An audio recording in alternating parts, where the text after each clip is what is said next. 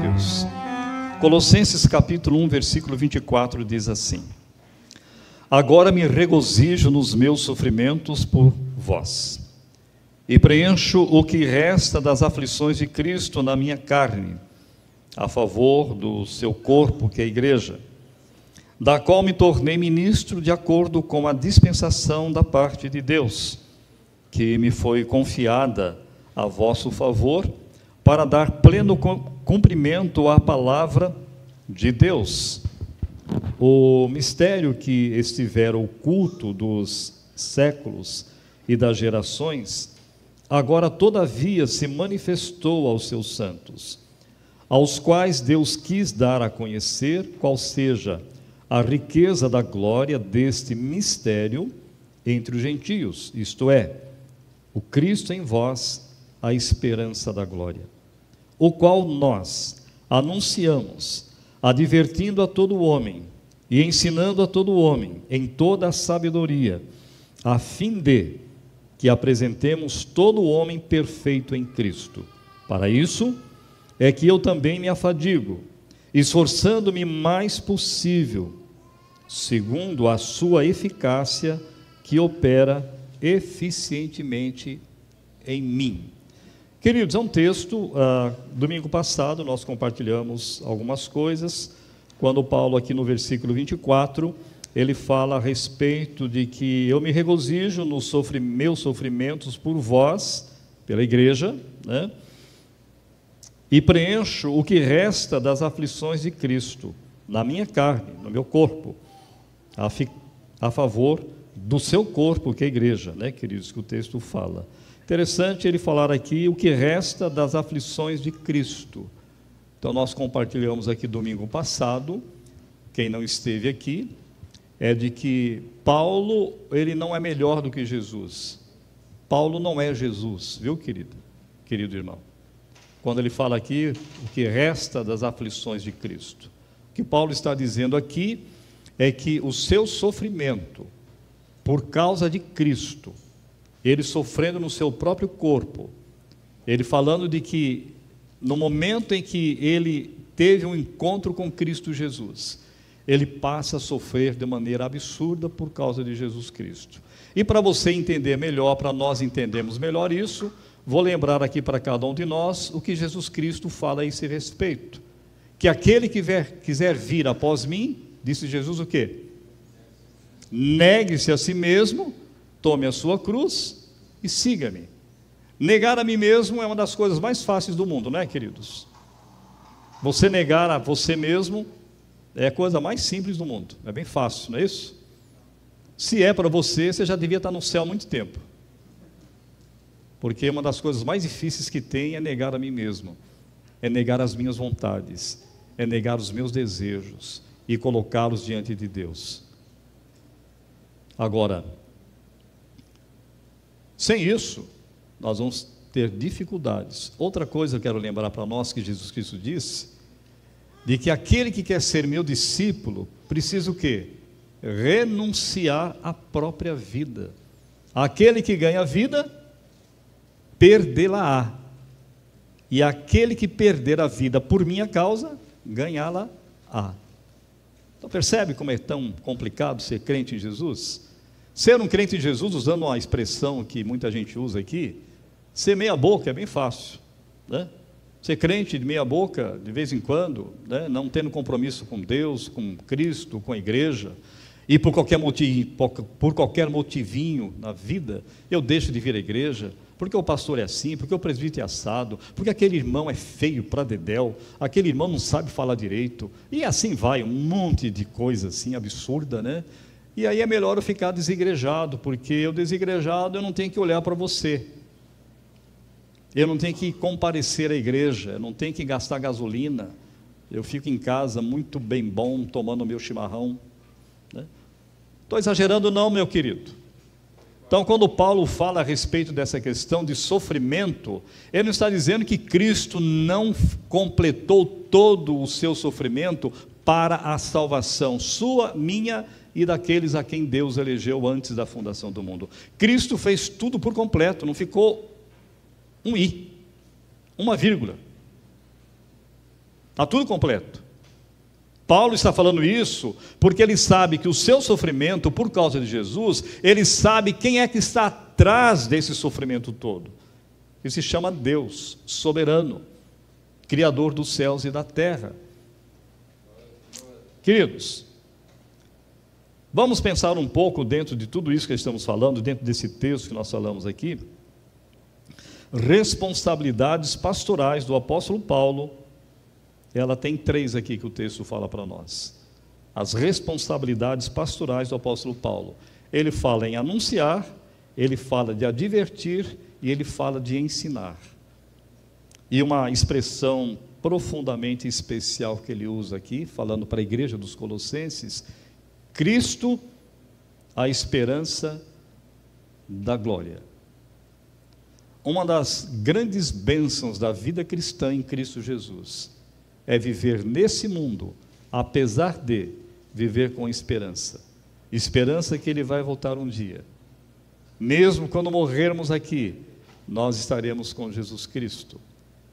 E a palavra de Deus vai assim por diante. Então, a primeira lição que o texto traz para nós está aqui no versículo 28, o qual nós anunciamos. Paulo está falando aqui em anunciar o nome de Cristo Jesus. Na segunda carta de Paulo aos Coríntios, capítulo 4, na segunda carta de Paulo aos Coríntios, capítulo 4, no versículo de número 5, Paulo diz assim, olha, capítulo 4, verso de número 5: porque não nos pregamos a nós mesmos, mas a Cristo Jesus como Senhor, e a nós mesmos como vossos servos, por amor de Jesus. Porque não nos pregamos a nós mesmos. Paulo não era uma pessoa que era uma personalidade, que a foto dele aparecia em primeiro lugar para depois ele falar de Cristo Jesus. Não. Paulo é muito claro, Paulo sempre se escondeu atrás da cruz de Cristo. Exatamente como João Batista disse: importa que ele cresça e que eu diminua. Então, quando Paulo anuncia o Evangelho de Cristo, ele aborda o perigo do mordomo de anunciar a si mesmo. Quando Paulo fala aqui, lá em Colossenses, voltando lá para a carta aos Colossenses, que nós já acabamos de ler aqui, mas apenas para você lembrar juntamente comigo, quando Paulo fala sobre essa questão, ele fala a respeito do quê? A respeito do dispenseiro, né? Ele diz aqui no versículo de número 25 da carta aos Colossenses, capítulo 1, da qual me tornei ministro de acordo com o quê? Com a dispensação da parte de Deus. A expressão aqui tem a ver com mordomo, né? É aquela dispensa que vai lá, busca o alimento e traz para se preparar o alimento físico. Paulo aborda o perigo do mordomo anunciar a si mesmo, em vez de proclamar Jesus Cristo como Senhor, ou seja, reivindicar para si próprio algum direito ou privilégio especial.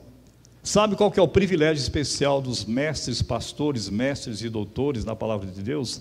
Sabe qual que é o privilégio deles? É aquilo que Tiago diz: receberão maior juízo se não forem fiéis à palavra de Deus. Esse é o privilégio.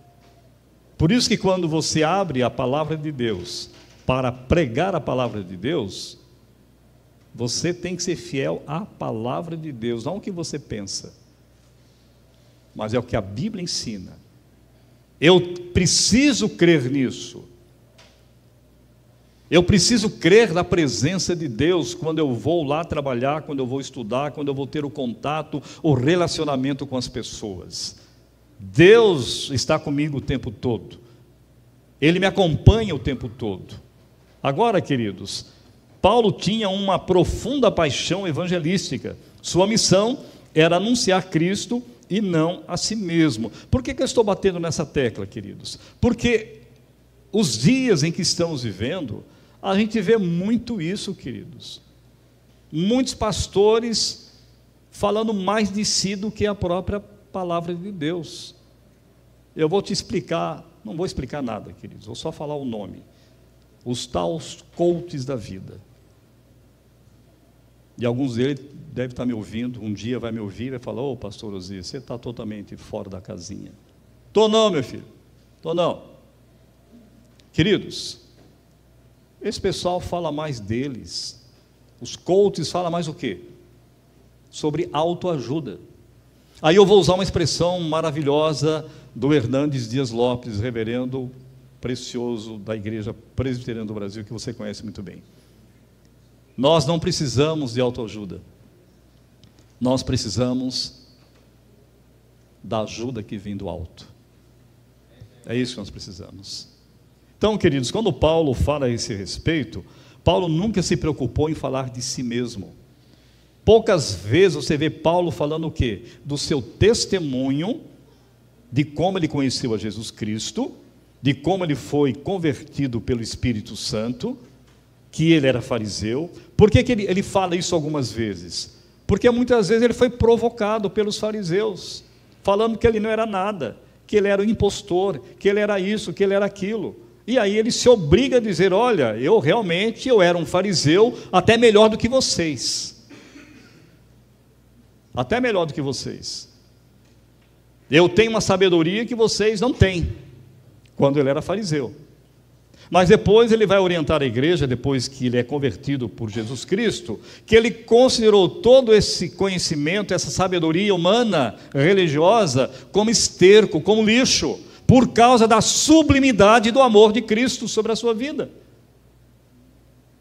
Agora, amados,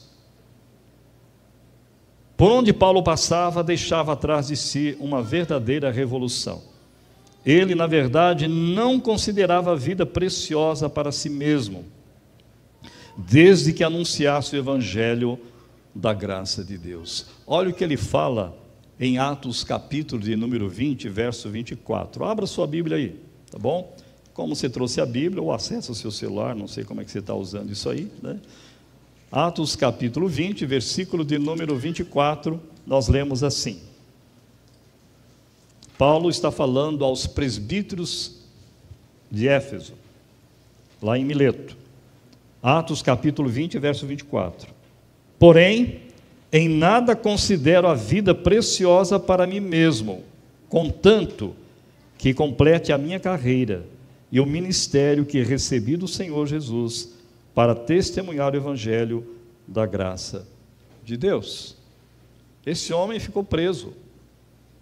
E nós não sabemos até quando ele ficou preso. O livro de Atos Atos dos Apóstolos tem 28 capítulos. Encerra ele ali preso, numa casa que ele havia alugado, ensinando a palavra de Deus. Mas nós sabemos que depois, quando ele escreve a primeira carta e a segunda carta de Timóteo, ele vai revelar exatamente o que estava prestes a acontecer na sua vida. Que ele estava sendo oferecido como libação, como sacrifício a Jesus Cristo. Por isso que ele fala: encerrei a carreira, guardei a fé. Ele sabia que os dias dele estavam próximos, que ele ia ser literalmente degolado, morto, por causa de Cristo Jesus. Então, por isso que ele fala aqui nesse versículo 24, aos presbíteros de Éfeso, que ele chama lá em Mileto, para despedir-se deles e para orientá-los ainda, dizendo: porém, em nada considero a vida preciosa para mim mesmo, contanto que complete a minha carreira e o ministério que recebi do Senhor Jesus para testemunhar o Evangelho da graça de Deus. Por isso que ele vai dizer aos Gálatas: porque para mim o viver é Cristo e o morrer é lucro. Citar isso para você é fácil, viu, querido irmão? Você citar isso para outras pessoas é muito fácil. Agora, viver isso é uma outra história. Por isso que não dá para ser crente meia boca, viu, queridos? Não dá para ser crente meio lá, meio cá, não. Ou eu pago o preço de ser crente em Cristo Jesus nessa sociedade tão pervertida, que precisa de luz, que precisa de sal, para tempero, para dar sabor, ou então eu estou perdendo meu tempo. Pode ter certeza disso. É esse compromisso que a palavra de Deus fala para nós o tempo todo. É esse compromisso que eu tenho que ter com os meus filhos, né? Coisa bonita quando você vê esta igreja tendo várias crianças. Eu não canso de me dizer aqui que quando eu vim para essa igreja, em 2011, bem no início, na verdade eu assumi essa igreja na metade de 2010, de 2010, metade de dezembro, eu assumi essa igreja. Tinha 2 crianças, e as 2 que tinha, depois um pouco tempo, a família saiu porque não tinha mais criança, foi para uma outra igreja presbiteriana que lá tinha muita criança. E a minha oração com a minha esposa era sempre assim: Deus, envia criança para essa igreja, não para estar cheia de criança como hoje, mas para que essas crianças possam ter o privilégio de ouvir de Jesus, para que possam seus pais, crentes em Cristo, falar de Cristo para elas. E hoje nós temos muita criança aqui na igreja, muita criança. Louvado seja Deus por isso. Paulo, além de anunciar, Paulo vai dizer aqui nesse texto, no verso 28, advertir a todo homem. Olha lá em Colossenses capítulo 1, verso 28, o qual nós anunciamos, já falamos aqui, advertindo a todo homem. Não se cumpre, queridos, a responsabilidade do dispenseiro, do mordomo, apenas divulgando a verdade do Evangelho. Muitas pessoas precisam de advertência. Noutesia é a palavra advertência, sobre os riscos da vida cristã e as mentiras do inimigo. Então, quando nós pregamos aqui, ou quando você ouve uma pregação pela internet, nas redes sociais, algumas muito boas, de homens de fato de Deus, comprometidos, todas as vezes, o que esse irmão, o que nós estamos fazendo? Estamos exatamente fazendo isso que a Bíblia diz, advertindo a todo homem. Advertindo exatamente, queridos, pelos riscos que nós corremos espirituais. Paulo fala isso na carta aos Efésios, capítulo 6, que a nossa luta não é contra a carne e o sangue, mas contra os dominadores deste mundo tenebroso, nas regiões celestiais, que lutam para tentar destruir a igreja. Quando fala igreja, é destruir você e a mim, meu querido. Satanás não tem sossego enquanto não destruir a vida da igreja. Então Paulo vai falar depois lá que nós devemos o quê? Nos vestir de toda a armadura de quem? De Deus. E aí ele fala muitas coisas ali que eu não vou mencionar aqui nesse tempo aqui agora.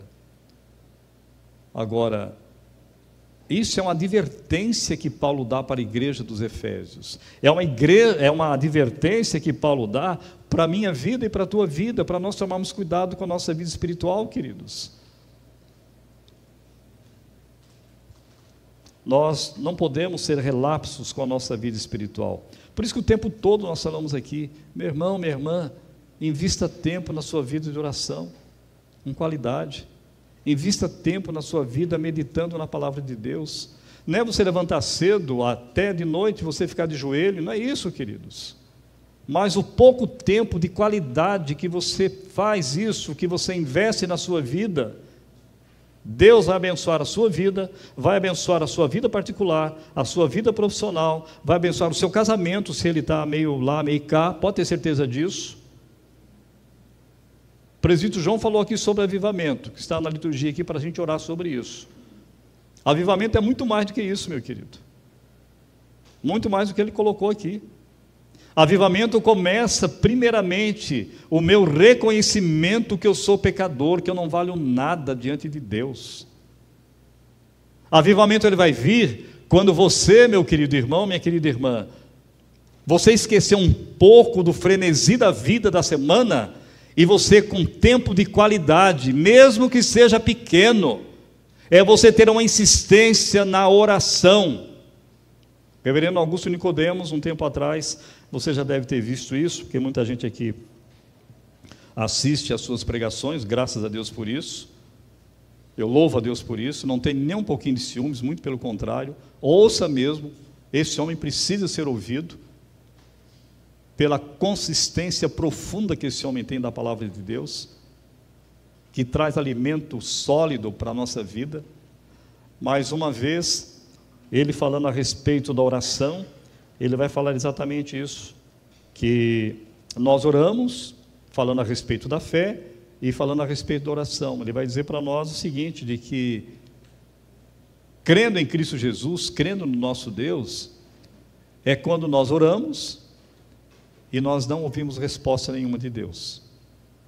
É quando nós, passando pelas dificuldades das mais adversas da vida, nós falamos com Deus em oração e parece que Deus não está nos ouvindo. E assim ele vai falando nesse sentido. Nós precisamos continuar crendo, porque Deus está vendo e no tempo dele, ele vai responder, não do meu jeito, do que eu quero, não do jeito que você quer, mas do jeito que Deus deseja, para a glória dele, para a honra dele. Então, advertir a todo homem, queridos, essa advertência é com lágrimas, de forma afetiva, como fazem uma mãe em um pai e um pai. Paulo vai dizer aqui em alguns textos que ele tinha um cuidado com as suas igrejas, como a ama, como a mãe acaricia os seus filhos, e muitas vezes com lágrimas. Ele fala isso algumas vezes nas suas cartas. Anunciar a Cristo, queridos, a esperança da glória. Advertir a todo homem dos perigos que nós corremos, como crentes em Cristo Jesus, vivendo numa sociedade tão difícil. A palavra noutesia significa advertência. É uma palavra que pertence à pedagogia do Novo Testamento. Às vezes tem um caráter geral de instrução dada a novos cristãos. E às vezes apresenta uma relação específica, como o treinamento de crianças na família cristã. É muitas vezes o que você faz com o seu filho, com a sua filha, advertindo. Não faz isso. Não toca o dedo na tomada. Se você tocar o dedo na tomada, você vai levar um choque. A criança vai lá e fala o quê? Toma um choque. Eu avisei. Aí vem esse ditado popular que você conhece. Quem avisa, amigo é, né? Que a criança, ela está descobrindo, essa meninada toda que está aqui, às vezes dá muito trabalho, por quê? Porque estão descobrindo coisas novas que elas nunca viram. Então você, como pai e mãe, você vai advertindo o tempo todo.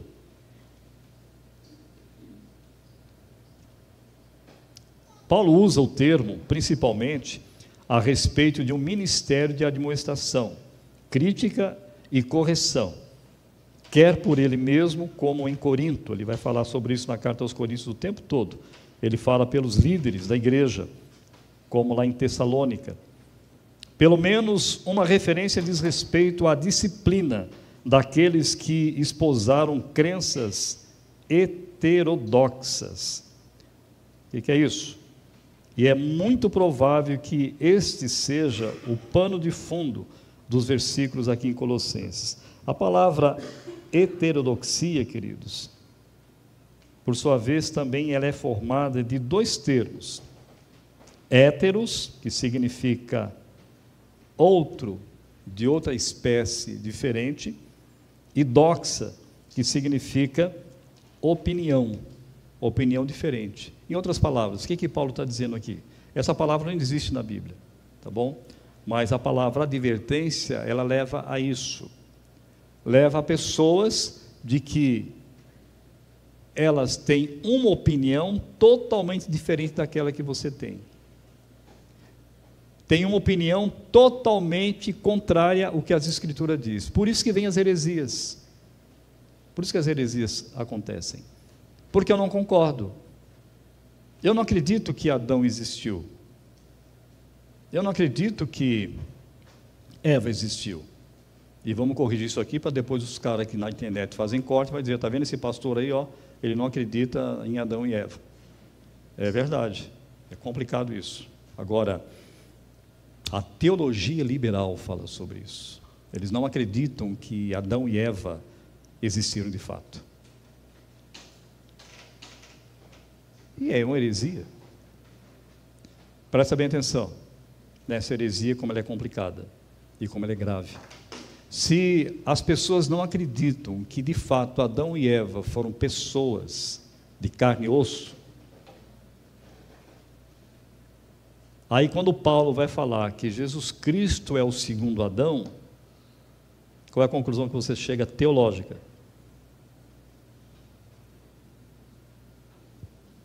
Se Adão não existiu e ele foi o primeiro Adão, que Paulo fala, e Jesus Cristo é o segundo Adão, então Jesus Cristo nunca existiu. Isso é papo furado da igreja. Vocês estão crendo numa lenda. Percebe a heresia? A heresia, ela parece que é correta, porque usa expressões bíblicas que você está acostumado. Só que muitas vezes nós não conhecemos, e não só não conhecer, mas às vezes nós não cremos em verdades, muitas vezes claras nas Escrituras, e nós damos ouvido para essas coisas liberais. Ser liberal não tem nada a ver com bater palma, viu, meu irmão? Não tem nada a ver uma coisa com a outra. Não tem nada a ver levantar a mão, isso é outra coisa, isso é outra história. O liberalismo é quando você não crê em Jesus Cristo, quando o apóstolo João vai dizer o quê? Na sua primeira carta, que aquele que não crê que Jesus Cristo vem em carne, esse tal não é dele. O que é esse Jesus que não vem em carne? É aquilo que ele mesmo falou lá no Evangelho de João, que ele escreveu. E o verbo estava com Deus, e o verbo era Deus, nada do que foi feito se fez sem ele, e etc. Vai falando sobre isso. Agora, amados, tudo isso tem a ver com o quê? Com a advertência que a gente vem todo domingo aqui, ouvindo a palavra de Deus. Toda a escola dominical, todo o culto de quarta-feira, são advertências para a minha vida e para a vida da igreja, para que nós venhamos tomar cuidado com a nossa própria vida. E para encerrar aqui, meu querido irmão, primeira, anunciar a Cristo. Paulo anuncia a Cristo a tempo e a fora de tempo. Paulo advertia a todo homem. E por último, ensinar a todo homem em toda sabedoria. É o que ele diz no verso de número 28. O qual nós anunciamos, advertindo a todo homem e ensinando a todo homem em toda sabedoria. Sabedoria aqui é a sabedoria que só vem de Deus. O verbo grego aqui, para ensinar, é a palavra didaskenkerio, significa ensinar. Desempenha um papel extremamente significativo na epístola aqui aos Colossenses.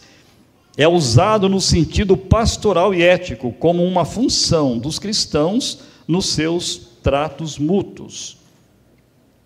Versículo 16 do capítulo 3 de Colossenses, olha o que Paulo diz lá. Capítulo 3 de Colossenses, versículo 16. Um texto que você conhece muito bem. Habite ricamente em vós a palavra de Cristo, instruí-vos e aconselhai-vos mutuamente em toda a sabedoria, louvando a Deus com salmos e hinos e cânticos espirituais, com gratidão em vosso coração. Habite ricamente em vós o quê? A palavra de Cristo. Então, Paulo está aqui ensinando a igreja a viver uma vida cada vez mais com sabedoria para servir a Deus. Não basta advertir as pessoas, queridos. Também devemos ensinar-lhes as verdades positivas da palavra de Deus. Os cristãos recém-convertidos, os que nasceram de novo, precisam ser ensinados. É o que Jesus diz lá em Mateus capítulo 28, verso 19 e 20. Ide por todo o mundo, pregar o evangelho a toda criatura, ensinando, batizando, e assim por diante o Senhor Jesus Cristo vai falando sobre isso. Eles precisam aprender sobre a doutrina e a vida. Isso que a gente está falando aqui, compartilhando, meu querido irmão, minha querida irmã, tem a ver com a nossa vida. Não é só teoria. Não pode ficar só na teoria, querido irmão. A minha relação no meu casamento, que Paulo vai dizer para nós várias coisas, não pode ser só teoria, meu querido. Você tem que pagar o preço de negar muitas vezes você mesmo para ceder à sua esposa, para ceder ao seu esposo em várias áreas da vida. Muito casamento está indo por água abaixo por causa disso, casamento cristão, queridos, que não dão um braço a torcer, não quer saber. Vai perguntar aí, meu querido irmão, você que é casado, novinho aí, que é bem fresco no casamento, fresco no bom sentido, viu? Por favor. Pergunta para aqueles que são casados 50 anos aí.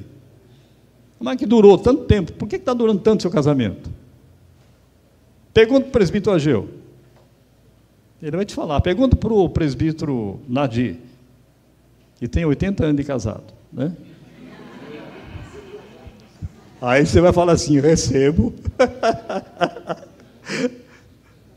Eles vão dizer mais ou menos isso, queridos. Precisa aprender a ceder, se humilhar para a esposa, se humilhar para o esposo. Paulo fala sobre isso na carta aos Efésios, capítulo 5, queridos. Que o marido deve amar a esposa como Cristo amou a igreja e a si mesmo se entregou por ela, para torná-la pura, perfeita e sem mácula. É fácil isso? Não. Sou casado com a minha digníssima morena há 45 anos. Amém. Não é fácil. Tem hora que é complicado. Não é verdade? É que você acha que pastor, viu, querido? Você acha que pastor vive no mar de rosas. Só que você não esqueça que rosas têm o quê? Tem espinho. Nunca esqueça isso. E não estou dizendo que meu casamento é cheio de espinho, não, viu? É uma verdadeira bênção. Tanto é que a minha mulher chega só terça-feira à noite, eu estou morrendo de saudade dela, né, queridos? Porque a gente aprende a ceder. O que Paulo está dizendo aqui, queridos, que tem a ver com ensinamento.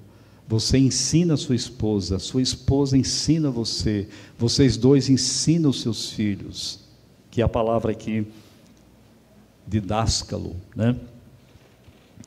Não basta advertir as pessoas, também devemos ensinar-lhes a verdade. Paulo não ensina sobre um sistema, queridos, mas Paulo ensina sobre uma pessoa que se chama Jesus Cristo. O ensino de Paulo não era apenas teórico, mas sobretudo prático. Paulo sofreu muito por causa disso. Para encerrar aqui, queridos, eu quero trazer aqui 3 aplicações para a nossa vida. A primeira delas, o objetivo final de Paulo, no desenvolvimento da sua tarefa, era apresentar todo homem perfeito em Cristo. Claro que Paulo, quando fala homem aqui, está se referindo à mulher também. Segunda aplicação, a palavra perfeito é a palavra teleios. Não significa sem pecado, mas maduro em contraste com o imaturo. Terceira aplicação, perfeito em Cristo, queridos, quer dizer amadurecido em caráter e personalidade, tendo Cristo como quê? Como supremo modelo. Deus abençoe você, meu querido. Deus abençoe você, minha querida irmã. Que nós possamos aprender a anunciar a Cristo Jesus.